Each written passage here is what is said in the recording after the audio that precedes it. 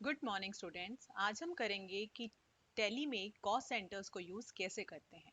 देखिए, cost centres को दो तरीके से यूज़ किया जा सकता है। या तो pre defined cost centre allocation का जो ऑप्शन है उसे एक्टिवेट करके, या फिर उसे एक्टिवेट किए बिना।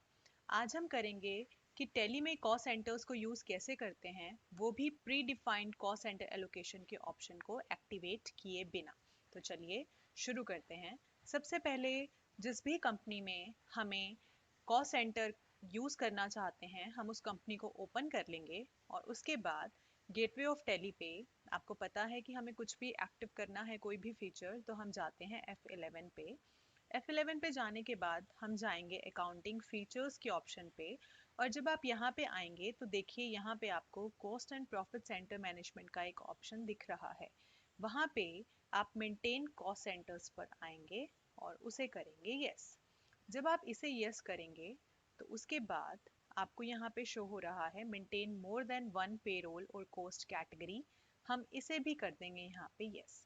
उसके बाद इसके नीचे आप देखिए यहाँ पे लिखा हुआ है use pre defined cost centre allocation. क्योंकि अभी हम इस वीडियो में without activating pre defined cost centre allocation कर रहे हैं, तो अभी हम इसको यहाँ पे नो ही रहने देते हैं। और फिर अब हम इसको कर लेंगे यहाँ पे सेव। अब देखिए बच्चों, अब बात आती है कि हम कॉस्ट सेंटर्स को यूज़ क्यों करते हैं। देखिए, कॉस्ट सेंटर को हम टैली में यूज़ करते हैं हमारे जो एक्सपेंसेस हैं उनके डिस्ट्रीब्यूशन के लिए। मैंने यहाँ पे एक एग्जांपल लिया है, आप उस एग्जांपल को देखिए, समझने की कोशिश करें। यहाँ पे लिखा है cost centre and cost category. यहाँ पे आप देखिए, जैसे एक ऑर्गेनाइजेशन में बहुत सारे खर्चे होते हैं और वो खर्चे अलग अलग डिपार्टमेंट्स में हो सकते हैं, वो खर्चे अलग अलग ब्रांचेस के लिए भी हो सकते हैं, वो खर्चे अलग अलग एम्प्लॉयज़ के लिए भी हो सकते हैं। अब अगर वहाँ पे उन खर्चों को डिस्ट्रीब्यूट करना है तो हम वहाँ पे यूज़ करेंगे कॉस्ट सेंटर का। और यही हम यूज़ करते हैं हमारी टैली में। जैसे देखिए यहाँ पे एक एग्जांपल लिया है कि केशव ट्रेडर्स ने 3 लाख रुपीज़ एज सैलरी पे किए। तो नॉर्मली तो हम सैलरी की एंट्री कर देंगे, salary to cash 3 lakh rupees. लेकिन अब बात आती है उसकी डिस्ट्रीब्यूशन की। तो यहाँ पे अगर हम कह रहे हैं कि मार्केटिंग डिपार्टमेंट में 2 लाख रुपीज़ गए आउट ऑफ सैलरी, फाइनेंस में 1 लाख गए, हीना टीना मीना जो एम्प्लॉयज़ थे उनमें इस तरीके से डिस्ट्रीब्यूशन हुआ। तो अगर हम चाहते हैं कि हमारी टैली की एंट्री में भी ये डिस्ट्रीब्यूशन आ जाए, तो हमें उसके लिए कॉस्ट सेंटर और कॉस्ट कैटेगरी का यूज़ करना होता है। तो चलिए प्रैक्टिकली करके देखते हैं कि इसे कैसे यूज़ करेंगे। हमने अपनी कंपनी खोल ली जहाँ पे हमने अकाउंटिंग फीचर्स में जाके कॉस्ट सेंटर के ऑप्शन को एक्टिवेट किया था।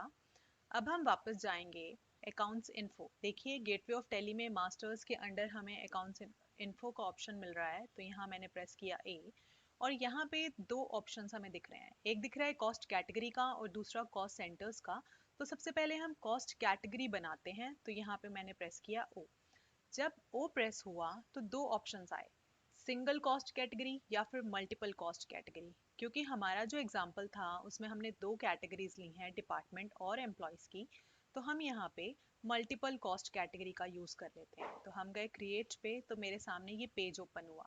अब हम कैटेगरी क्रिएट कर लेते हैं। जैसे पहले हमने यहाँ पे कैटेगरी बना ली डिपार्टमेंट की, और यहाँ पे हमसे कह रहे हैं एलोकेशन फॉर रेवेन्यू और नॉन रेवेन्यू आइटम्स।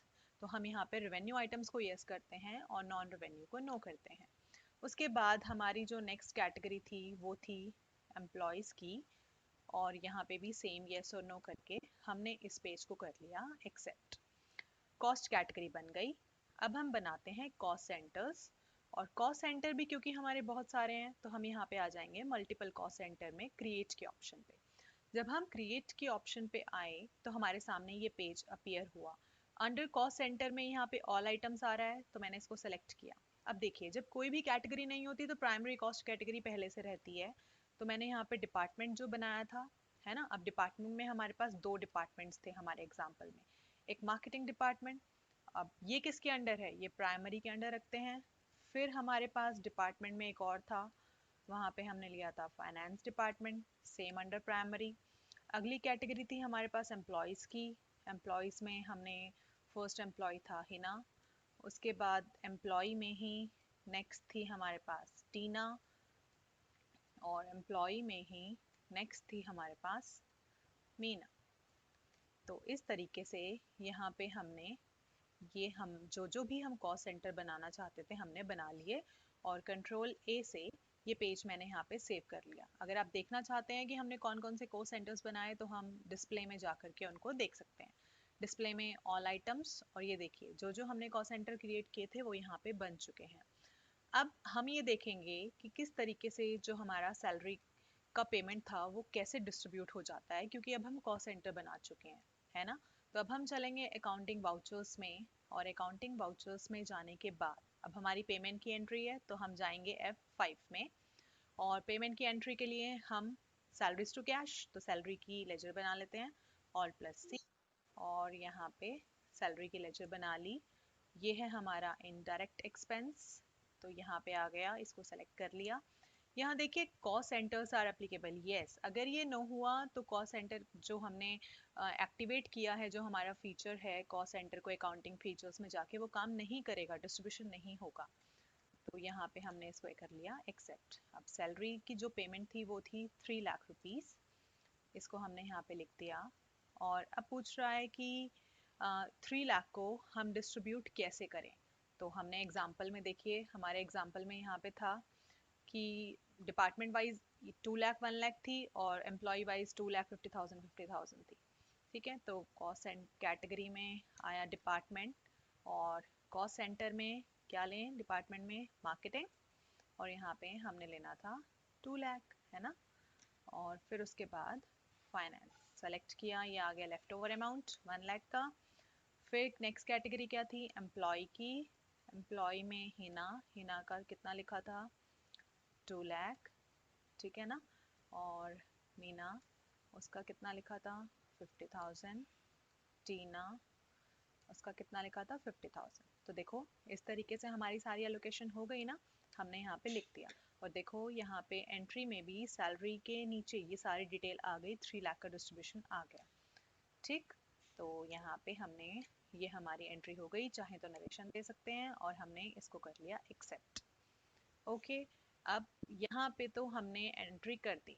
अब हम अगर बाद में देखना चाहते हैं कॉस्ट सेंटर कैसे हमारे यहाँ पे काम किया है, तो देखिए डिस्प्ले में जाएंगे, डिस्प्ले में जा करके स्टेटमेंट ऑफ अकाउंट्स पे जब आप जाते हैं तो यहाँ पे आपको कॉस्ट सेंटर का ऑप्शन दिख रहा है। और जब मैं कॉस्ट सेंटर पे गई तो यहाँ पे आया डिस्प्ले कॉस्ट सेंटर्स, यानी कि मैं अलग अलग तरीके से देख सकती हूँ। तो ठीक है, यहाँ पे जाके अगर मैं लेजर ब्रेकअप पे जाऊँ, तो हमने सैलरी में एंट्री की थी ना, तो सैलरी पे गए तो देखिए यहाँ पे डिस्ट्रीब्यूशन आ रहा है, 3 लाख की सैलरी थी, डिपार्टमेंट वाइज भी आ रहा है और एम्प्लॉय वाइज भी आ रहा है। तो इस तरीके से हम टैली में कॉस्ट सेंटर्स को यूज़ करते हैं। मैं उम्मीद करती हूँ आपको ये वीडियो अच्छे से समझ में आई होगी, टॉपिक अच्छे से समझ में आया होगा। आप अपने घर पे रहिए, अपना ध्यान रखिए, बहुत अच्छे से पढ़ाई कीजिए। Thank you.